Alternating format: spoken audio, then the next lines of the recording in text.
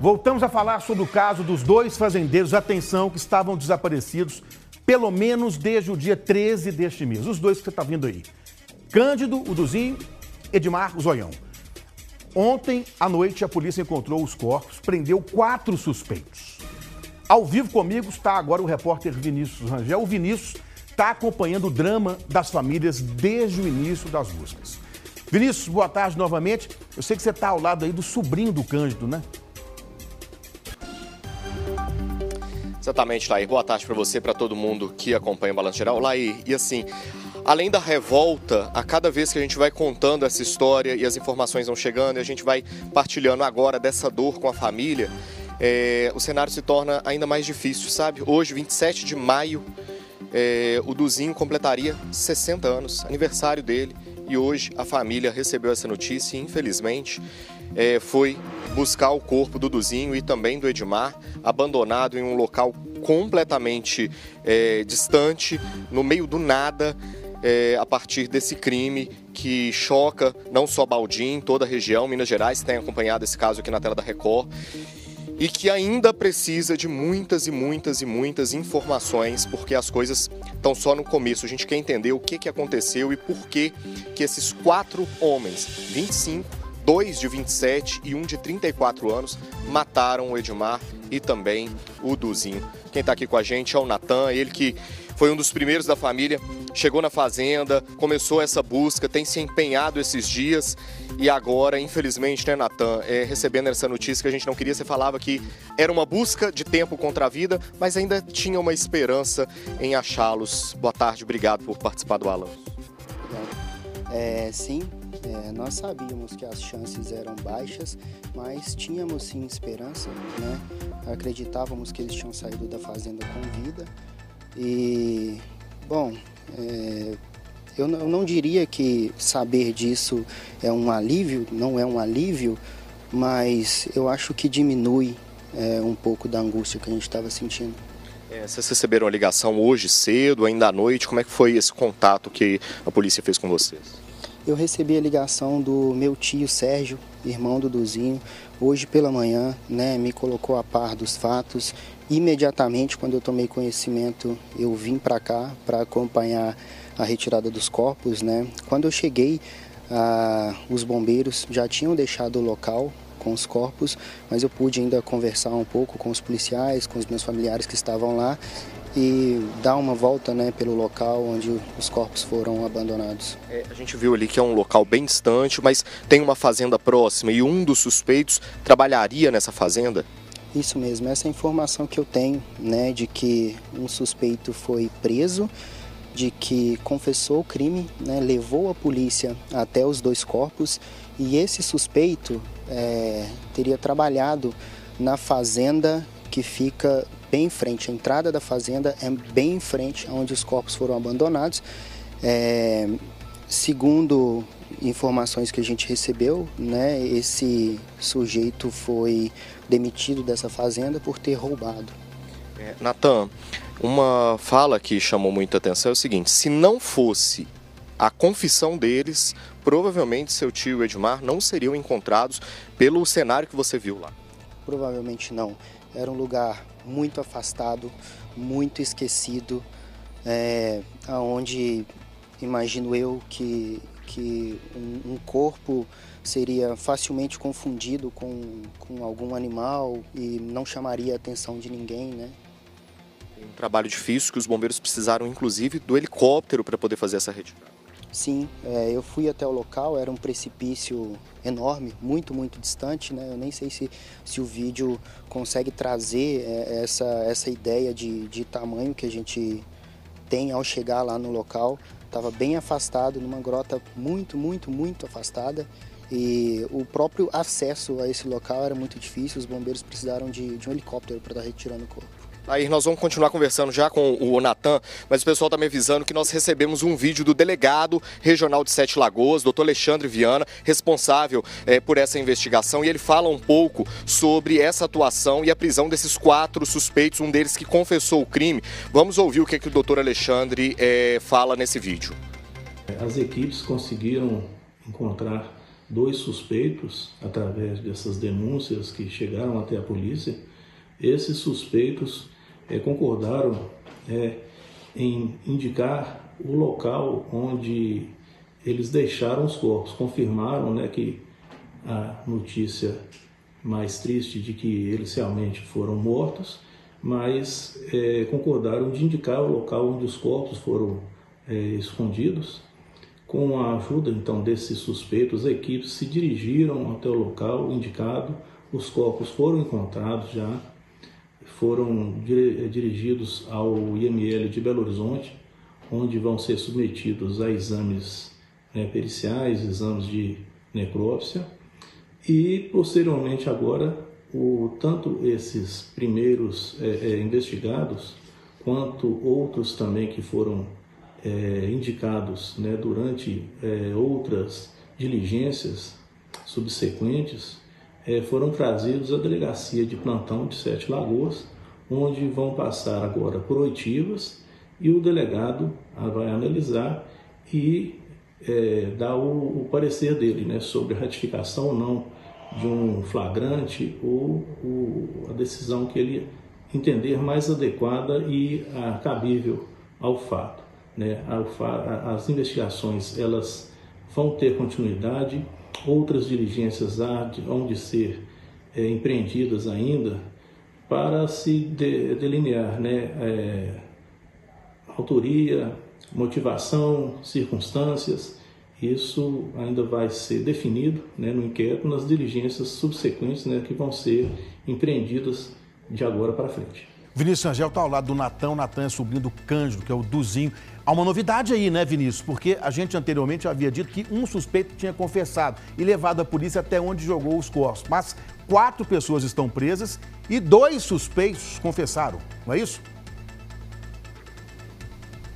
Exatamente, Lair. Chama muita atenção a idade desses suspeitos. 25 anos, 2 de 27 e 1 de 34. E o que chama a atenção também, que precisa ser esclarecido, qual a ligação desses homens com o Duzinho e com o Edmar? Por que eles cometeram esse crime? E também, mais ainda, que é o que tem intrigado a família, eram pessoas conhecidas aqui da região, um distrito pequeno, Vargem Grande, que pertence a Baldim, e que eram pessoas que estavam nesse convívio aqui, né, o Natan?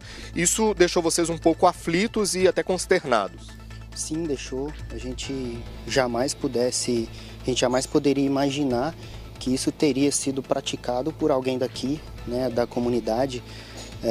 Em uma conversa com o sargento da Polícia Militar, né, ele levantou a possibilidade de membros da comunidade estarem envolvidos e disseminando informações falsas para confundir as investigações. A gente nem cogitou, né, e descobrir, né, o nome dessas pessoas impactou demais, porque são pessoas que mesmo depois de tudo que aconteceu, né, estiveram aqui na loja dos meus pais, eu atendi, pegaram na minha mão, disse para mim que em nome de Deus ficaria tudo bem, que ia dar tudo certo, quando na verdade estavam envolvidas, né, tinha cometido essa atrocidade com meu tio, né, também com meu primo, filho dele, né, se dirigiram a ele, pegaram na mão, disseram ali algumas palavras de conforto e não dá para acreditar que essas pessoas seriam capazes disso. Aí nós estamos falando de uma frieza tamanha que os suspeitos envolvidos nesse crime, que moram aqui na comunidade, estiveram aqui na porta da venda da família do Natan, do Duzinho, e falaram: olha, tomara que vocês encontrem ele, vai dar tudo certo, se Deus quiser. Conversaram com o filho do Duzinho, falando: Deus vai conseguir achar o seu pai, e infelizmente estavam envolvidos nesse crime. Sim, estavam envolvidos. Ficamos muito chocados ao descobrir os nomes dos envolvidos. Eles cresceram aqui na comunidade, Natan? Não é gente de fora, não. Provavelmente estavam sabendo a rotina do Duzinho, a rotina do Edmar, para onde eles estavam indo, o que eles estavam fazendo. Dos 4 nomes que eu tomei conhecimento, 3 deles nasceram e foram criados aqui. Inclusive convivi na infância com muitos deles. O quarto, que teria sido quem confessou e quem levou a polícia até os corpos, eu nunca conheci, né, nem vi presencialmente, mas me disseram que estava morando aqui há alguns anos e tinha relação com os outros envolvidos, relação próxima, né, familiar. Natan, uma pergunta que eu sei que o Laír e todo mundo que está acompanhando a gente ao vivo no Balanço Geral neste momento se faz é o seguinte: havia aquela dívida ou aquele problema com a venda do lote legal de um estelionatário em 2022 que seu tio registrou um boletim de ocorrência. Você acredita que isso ainda tenha ligação com esse caso? Às vezes essas pessoas tenham sido pagas, né, para poder cometer esse crime? Ou você acha que nós estamos falando de um outro caso, que eles de fato queriam dinheiro e a partir de uma análise da vida do seu tio e do Edmar, eles resolveram cometer esse crime? Porque falaram que chegaram a pedir transferências deles, né? Então, assim, isso ainda precisa ser esclarecido. Sim, isso precisa ser respondido porque os nomes dessas pessoas que eu tenho, eu não consigo relacionar com meu tio. Meu tio não tinha negócios com essas pessoas, meu tio não se relacionava com essas pessoas. Então, eu penso que as duas únicas motivações possíveis possam ser roubo, né? Tentaram roubá-lo e fizeram isso, ou amando de alguém. Vocês ainda não tiveram acesso à conta bancária para saber se alguém levou alguma coisa ou até alguns outros objetos, como o próprio celular do seu tio? Essas informações ainda estão com a polícia e vocês não tiveram acesso? Não, não tivemos. A polícia não divulga suas informações para não prejudicar o andamento, né, das investigações. As únicas informações que nós temos é que os corpos foram encontrados e o nome dos suspeitos envolvidos. Outro ponto que vocês estão querendo entender também é onde esse crime aconteceu, porque as datas estão um pouco confusas, né? Nós falamos da última vez que o Edmar foi visto dia 13 lá na fazenda, dia 11, dia das mães, perdão, na fazenda, depois dia 12 o Duzinho foi visto na padaria e o relato da prima do Duzinho dia 13 que teria visto ele. Mas algumas coisas ainda precisam de fato de serem esclarecidas com relação às datas. Sim, né, essas histórias elas estão muito divergentes para a gente e uma resposta que eu considero muito importante, que eu ainda preciso dessa resposta, é as circunstâncias em que isso aconteceu, né? Tiraram meu tio de lá com vida? Torturaram? Né? Executaram onde? Eu ainda preciso que essas perguntas sejam respondidas. Pelo cenário que vocês encontraram a casa, você acredita que pode ter havido uma briga ali dentro e até uma reação mesmo dos dois que foram abordados provavelmente ali na fazenda? Sim, desde o início a gente acreditou nisso, né? Porque apesar do meu tio estar muito fragilizado e não conseguir oferecer resistência, ele estava junto com o Edmar, que era um homem alto, né? Que poderia oferecer dificuldade aos possíveis agressores. E a quantidade de sangue que a gente encontrou no local não me pareceu suficiente para considerar uma morte. Então a gente tinha esperança, né, de que eles tivessem sido retirados dali com vida e que a gente ainda pudesse encontrá-los com vida. Ao longo dessas buscas, vocês encontraram facas, vocês encontraram uma munição calibre 38 e também algumas roupas, a bota do Duzinho, que estavam com algumas manchas de sangue. A polícia ainda não identificou, isso vai ser feito provavelmente na perícia, né? Qual foi a causa da morte em si, né?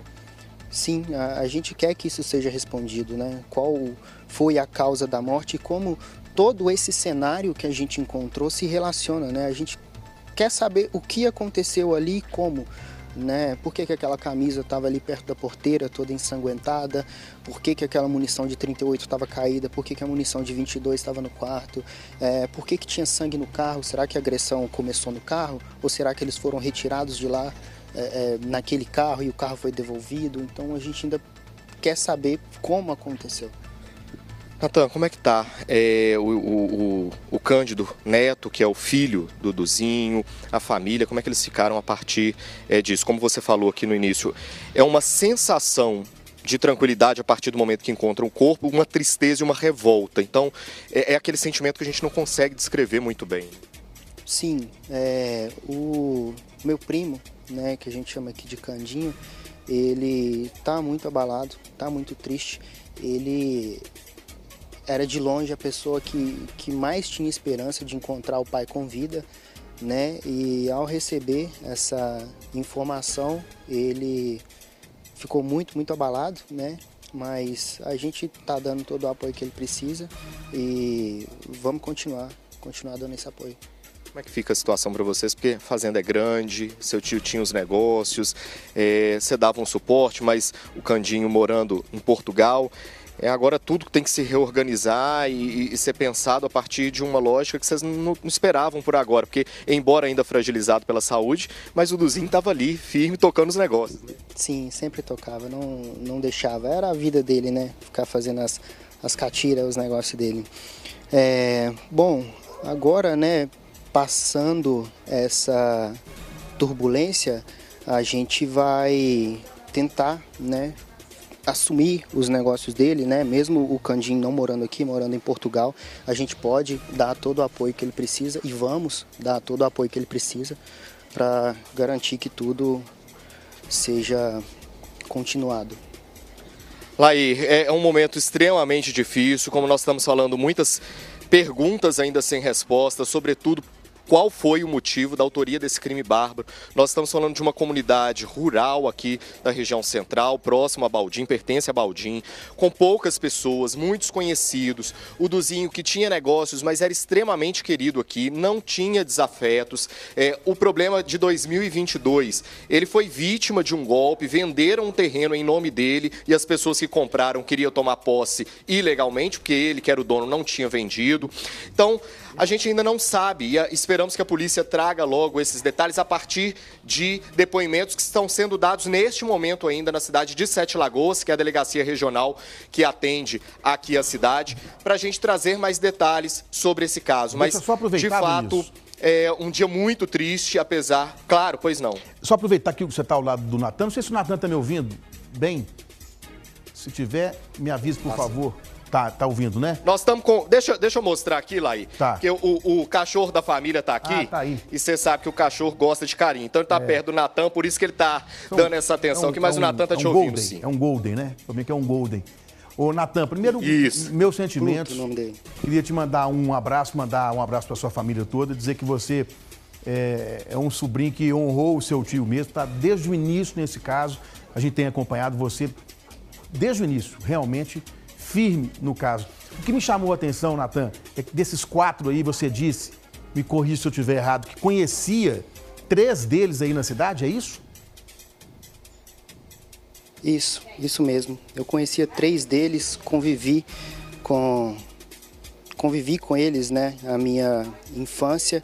Eles foram nascidos e criados aqui.